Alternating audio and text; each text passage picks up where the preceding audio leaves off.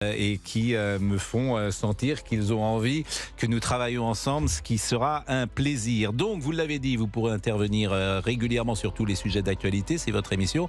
Mais j'ai demandé à Michel Sardou d'être avec nous aujourd'hui pour être le premier invité, le parrain prestigieux de cette émission. Bonjour Michel Sardou. Bonjour Pascal. Et merci, vraiment grand merci d'être avec nous ce matin. Vous êtes à Paris, vous avez une actualité très forte, Michel, puisque le mardi 3 octobre, j'ai envie de dire c'est demain, vous serez à Rouen pour retrouver le public. Voilà, avec un grand plaisir d'ailleurs, parce pour te dire la vérité, il m'a un peu manqué quand même. Donc j'ai passé l'été à préparer ce spectacle.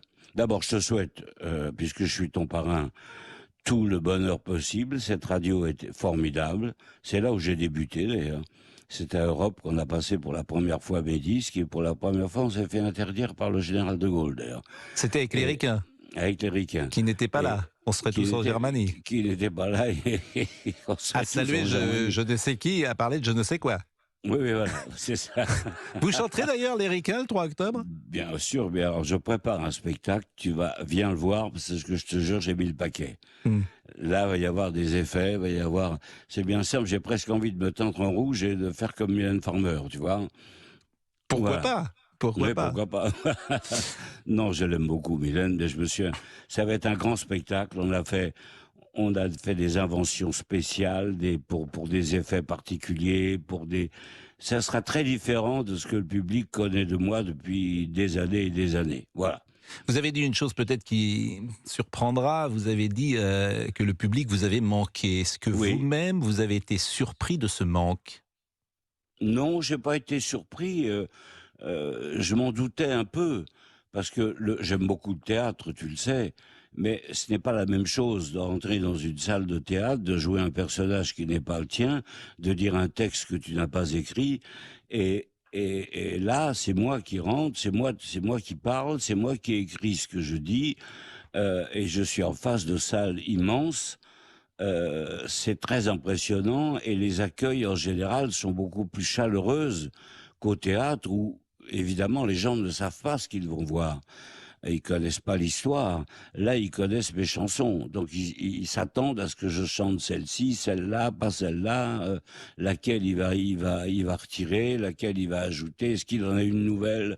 Voilà. Donc, c'est très, très intéressant. Et ça m'émeut un peu aussi de savoir que ça va être plein. Voilà.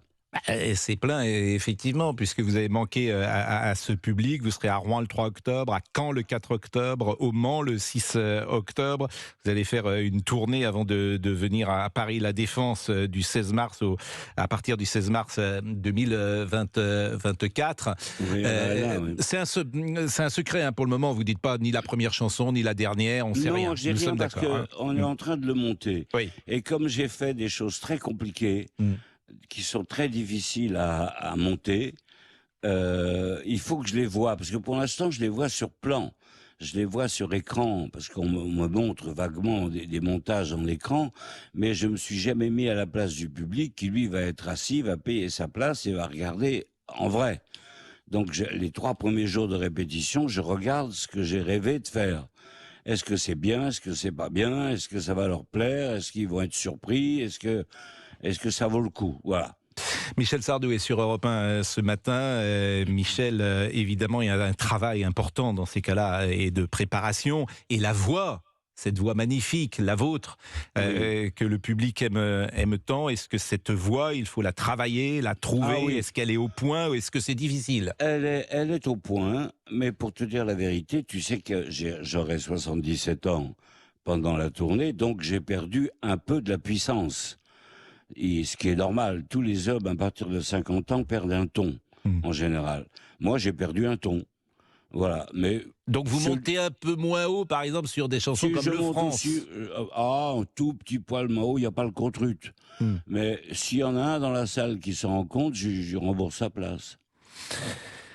Michel, toute la France écoute notre interview. toute la France. J'espère bien. Parce que ce matin, je suis passé avec Dimitri Pavlenko à 8h49 pour annoncer votre passage. Et tout le monde, évidemment, écoute Michel Sardou parce que vous avez été... On a beaucoup parlé de vous cet été, je vais le dire comme ça. Mais en même temps, moi, je suis ennuyé parce que vous m'avez dit, écoutez, moi, je viens pour te faire plaisir, Pascal. Et vraiment, j'en suis très, très content. Vous pouvez pas savoir le plaisir et la fierté que j'ai. Mais c'est vrai que vous ne souhaitez pas entrer dans des polémiques qui ont peut-être été... Écoute, je vais te dire la vérité. Je ne connais pas cette jeune femme. Elle a dit une connerie. Ça arrive à tout le monde, à moi aussi, à toi aussi.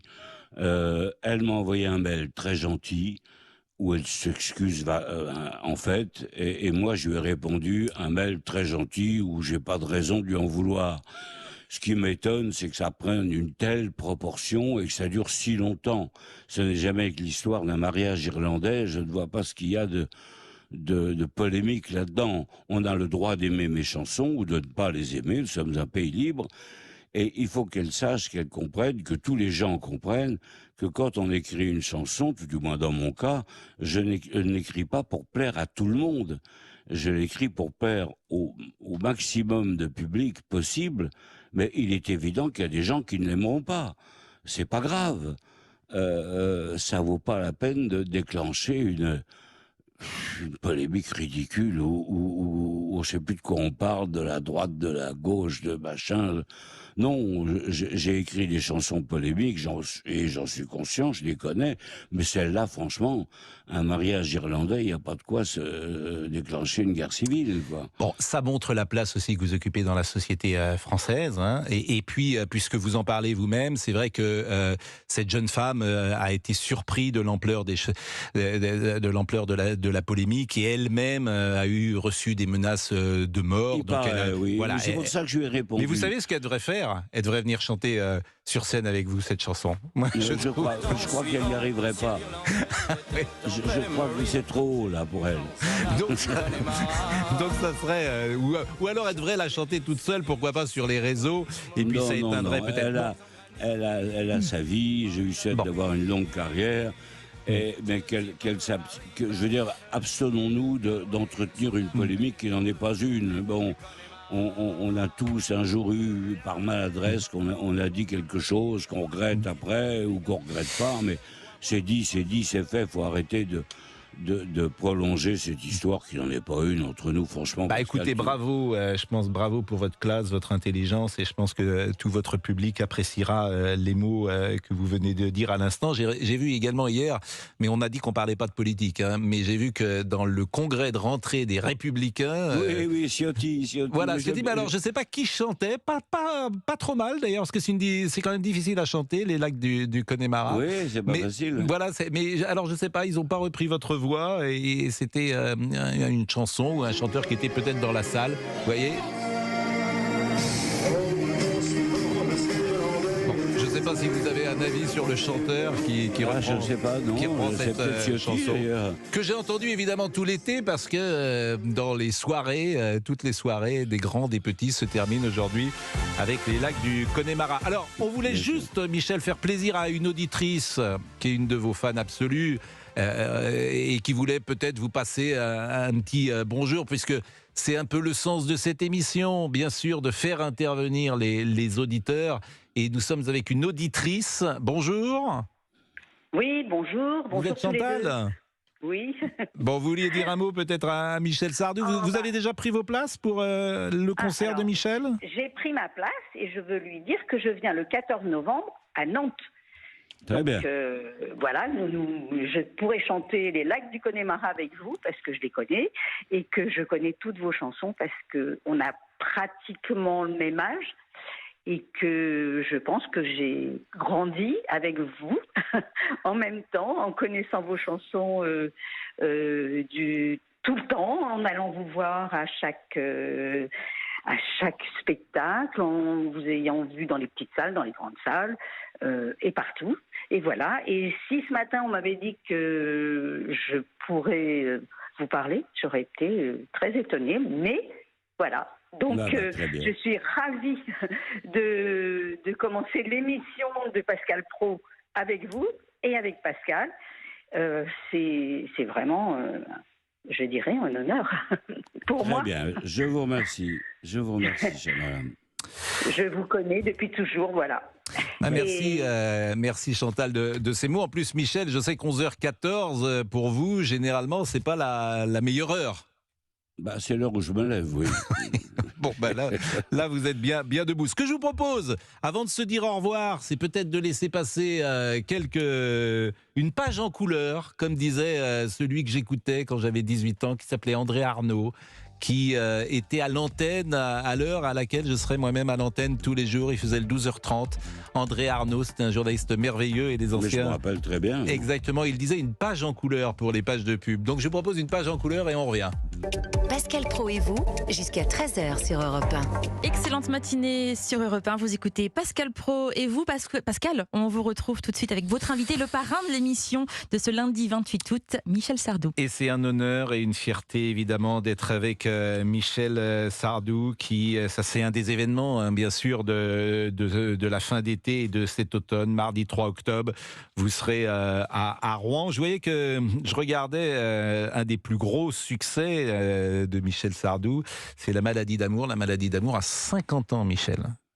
Bah oui. Et ça avait été un des succès immenses de l'été 73. Ce qui est étonnant, c'est que vous n'aimez pas ni vous regarder, ni jamais vous réécouter en dehors de la scène. Non, je n'aime pas ça. Je n'ai jamais aimé ça. Je ne peux pas te donner une explication rationnelle. Une fois que j'ai fini d'enregistrer un disque, je confie le mix à l'ingénieur du son et au producteur à ce moment-là. À l'époque, c'était Jacques Revaux.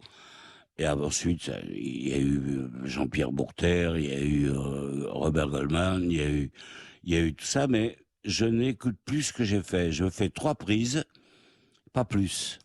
La 3e, c'est la bonne. Ou c'est pas la bonne. Si c'est pas la bonne, on vire la chanson. Mais je ne me réécoute pas après. Anne-Marie Perrier, votre épouse, hein, qu'on salue, qui est près de vous. Anne-Marie, de temps en temps, aimerait parfois vous regarder à la télévision. Elle regarde, elle va dans un... Mais voilà, elle n'a pas le droit d'être dans la même pièce que vous, puisque vous ne regardez jamais le passé ou ce que Non. vous avez chanté sur scène. Non, jamais. Bah écoutez, merci Michel. C'est quoi le programme aujourd'hui ?